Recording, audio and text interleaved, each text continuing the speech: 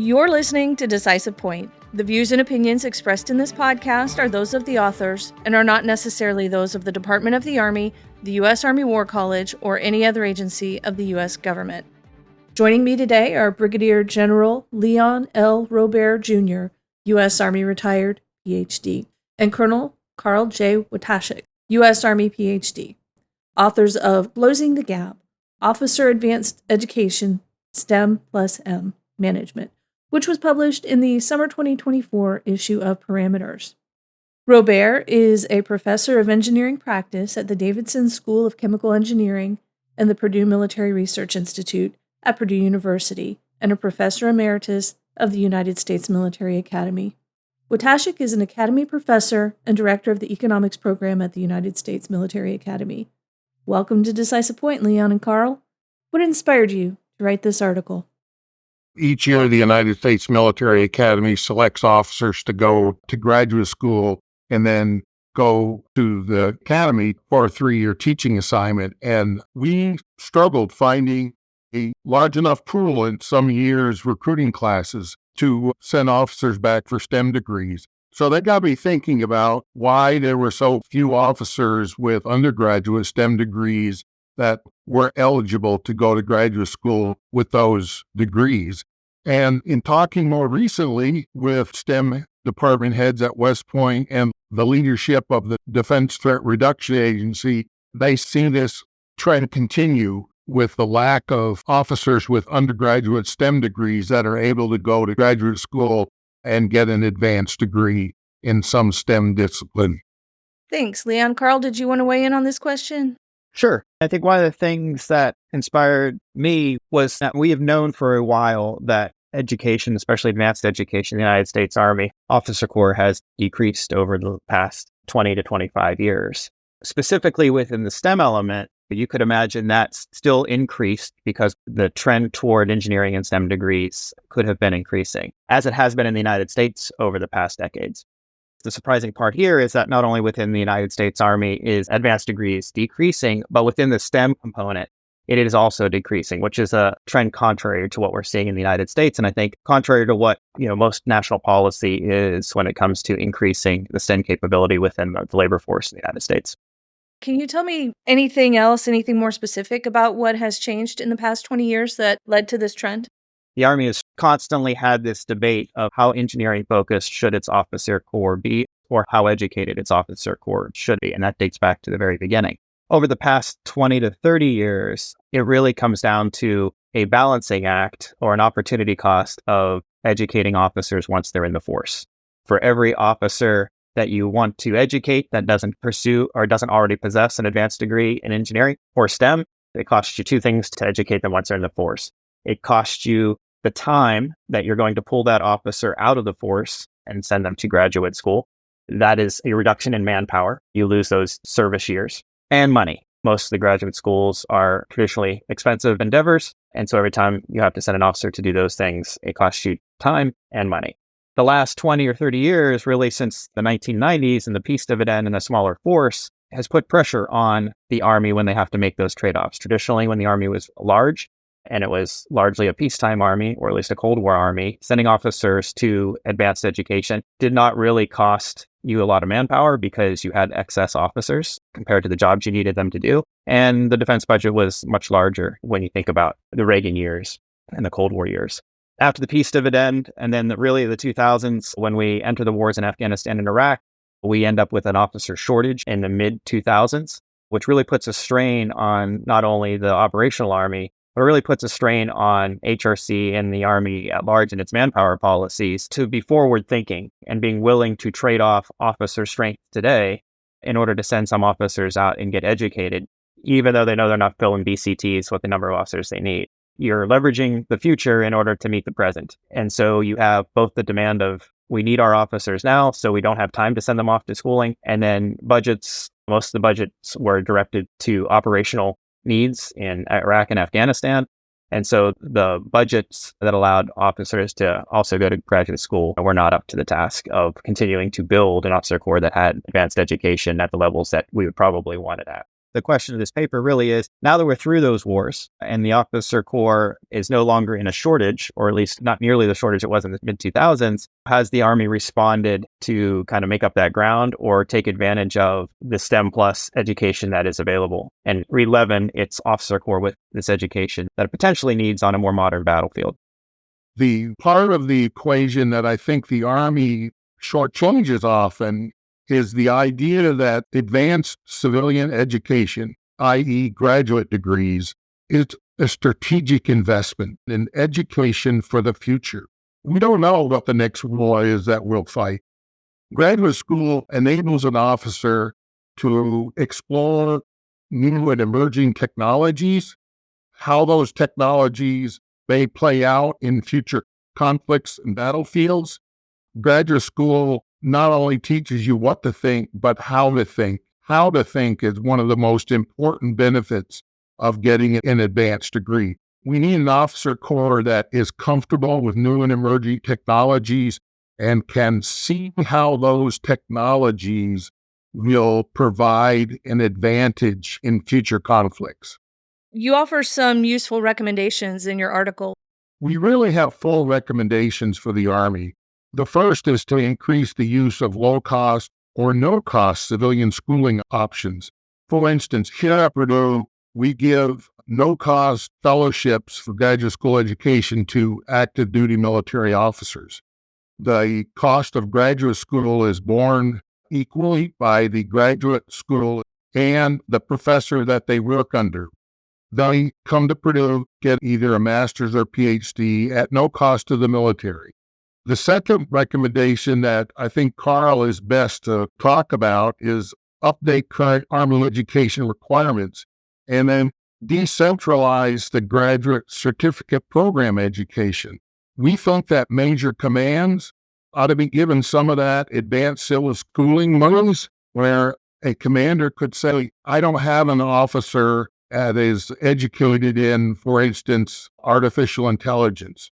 So I need to send an officer off to graduate school to get a certificate in artificial intelligence. Many schools offer certificates in many of the emerging technologies. They're usually 4 to 5 course sequences. They could take 1 or 2 of those courses online and then perhaps go for a summer and get a certificate in whatever emerging technology that the command in the unit requires. I'll turn it over to Carl. Thanks, Leon.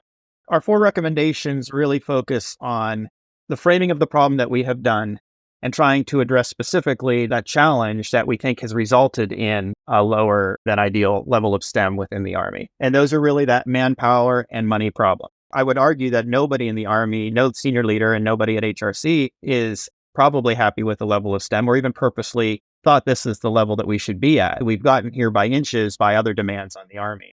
How do you reduce those barriers or those obstacles? And that's really what these 4 recommendations are about. On the money side, like Leon just spoke of, a lot of these programs are now free. Schools have an appetite for this. And so the fact that you can use other people's money to enhance the officers' corps education, we should leverage that as much as possible.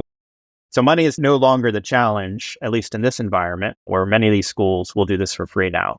So now we're really talking about the time and incentive problem. When you think about these programs and these certificate programs are much more short duration. Being able to get officers into a unit and then allow that unit commander this decentralized education requirement, and the commander who now owns that officer can make the right call on saying, you know what, I'm okay losing this officer for 6 months or 3 months or a year because I need this type of expertise in my unit. And therefore I will bear the cost, the shortage of manpower, and then they can be sent off to do that and then come right back to that unit. That lessens that window in which the officer is gone. Some of this stuff can just be done online initially. So it may be that officer doesn't need to leave the unit at all. They just need some afternoons off once in a while in order to complete a program. And so now you've reduced that manpower requirement for education that has largely prevented the Army from pursuing these STEM degrees that used to take an officer because it was centrally controlled. We would have to take them out of the force for a year or 2, send them to a school, PCS them, and then bring them back. Well, that was 2 guaranteed years where nobody would have access to that officer. Now you might be able to do it at a unit at a cost of months or afternoons. And then that's on the unit's commander to decide. The other piece that is part of our recommendation is that Army education requirements themselves have not been updated in 20 to 30 years. Less than 3% of officer billets in the United States Army require a degree past a bachelor's, and that is coded into the Army's requirements. When the Army has stated in its requirements documents that very few of its positions require advanced education, there is not a priority placed in the budget cycle, or even when these conflicts come up about, do I send this officer to go to the 101st and be a S3, or do I send him to get education? The answer is always S3 is a requirement. There is no education requirement to be an S3, or there's no education requirement to be a hypersonics expert for a battalion commander. We will not educate them because there's not a written requirement to do that. Part of our recommendation is for the Army to take a hard look at what by position is required for education and probably update it to match more closely the modern labor market. Most positions that officers would fill in the civilian world require education beyond a bachelor's degree. And 3 to 4% of those positions needing advanced education just seems incredibly low. The last two is incentivize officers to complete self-structured developmental technical certifications that emerge technology. This goes in part with allowing it to be decentralized. The encouragement really should come from the Army has implemented talent management principles with the AIM-2 marketplace, where commanders no longer just get assigned an officer, they go and recruit them.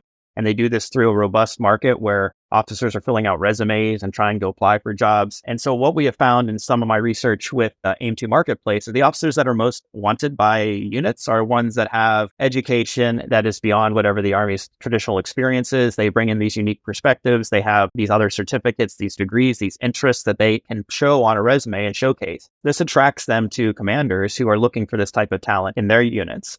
That AIM-2 market cycle had the incentives built into it where officers should be wanting to pursue certificates that allow them then to showcase their interests, their talents, their expertise to commanders who ultimately end up selecting them for jobs that those officers really want.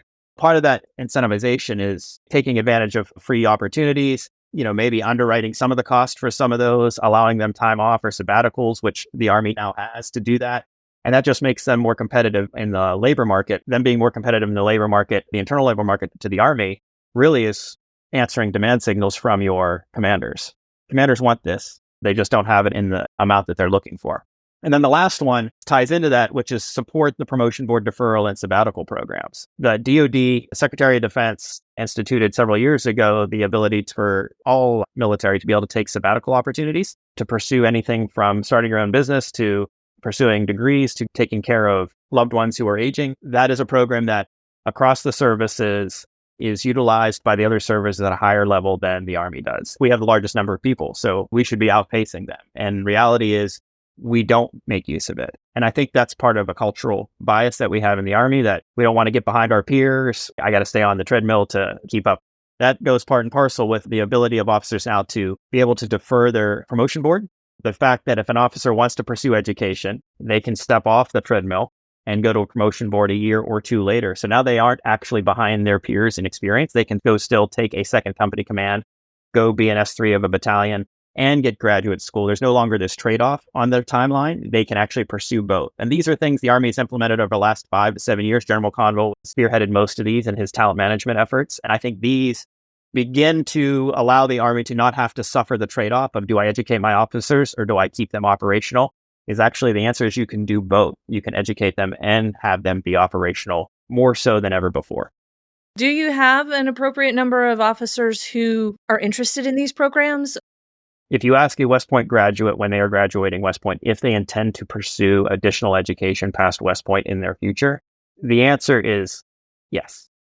We do not do that survey with ROTC graduates, but we do know through looking at National Student Clearinghouse data that allows us to see officers who are in the Army that then left the Army and ask the question, do they end up going back to school? Because we can see them at other universities. We find that in ROTC, a third to a half of them we will see receive a master's degree within 3 years of leaving the Army. So that suggests that they are very interested in education and that potentially because they could not pursue it in the Army, they left the Army to go pursue it elsewhere. You could also make the argument that they left the Army, maybe they couldn't get a job, and so they went to go get more education to get a job. That certainly could be the story. I find that to be unlikely. Usually officers can find jobs pretty easily. What they're doing is to go get education first so they can land even better jobs and invest in themselves. They're willing to bet on themselves by investing in themselves. So I would just submit that the Army to remain relevant to the future technologically driven battlefields of the future must invest now in STEM education of its officer corps. When the war in Ukraine kicked off, who would have thought we'd go back to a artillery-heavy fight? However, interspersed with new and emerging technologies, such as drone, anti-drone technologies, hypersonic flight, hypersonic weapons technology. So here's a case where we have this old-fashioned artillery-heavy fight with new technology interspersed on the battlefield. I go back to my statement about graduate education is a strategic investment. Just like the Army has strategic partners all over the world, because we don't know where the next conflict or fight will be, and we rely on developing those strategic partnerships. It's a way to hedge your bets. Graduate education as a strategic investment is a way to hedge the Army's bet on having the right skill sets for future battlefields. Leon, Carl, it's been a pleasure. Thank you so much for taking time to speak with me today. Thank you, Stephanie. Listeners, you can download the article at press.armywarcollege.edu/parameters. Look for Volume 54, Issue 2. For more Army War College podcasts, check out Conversations on Strategy, SSI Live, Classic Dialogues, and A Better Peace.